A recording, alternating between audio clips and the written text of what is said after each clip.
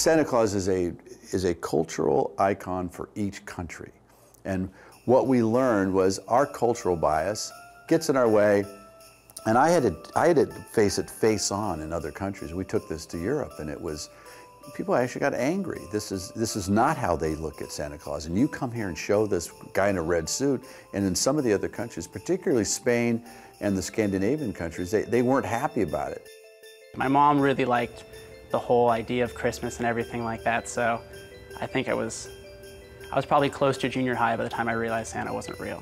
My whole family was in on it. In one of the countries, and I may be wrong about this, the elves are orphans that Santa Claus took off the street and took them to the North Pole. That wouldn't fly here. And one of the other countries in Europe got mad because they don't have houses that you could land on.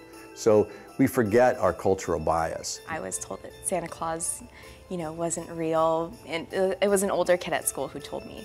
And I remember after finding that out, I went to her and I said, maybe he's not a real person, but the meaning of what he stands for will always exist. The whole idea of Santa Claus, I think, is really good because it allows parents to kind of pass on to their kids that it's okay to be imaginative and creative, and that, you can grow up but still be young at heart and still and still dream and still, want all those happy things, because Christmas is like that. The idea being that Santa is this sort of forgiving presence, this guy that's going to gift the world, whether or not it meant well or it didn't.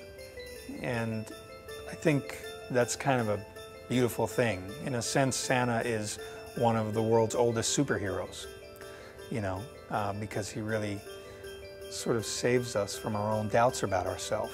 Maybe we haven't been naughty. Maybe we only think we have. And, Santa's keeping watch on whether we have or not. And he's going to give us what we want. He's going to make our dreams come true. So that sounds like a superhero to me.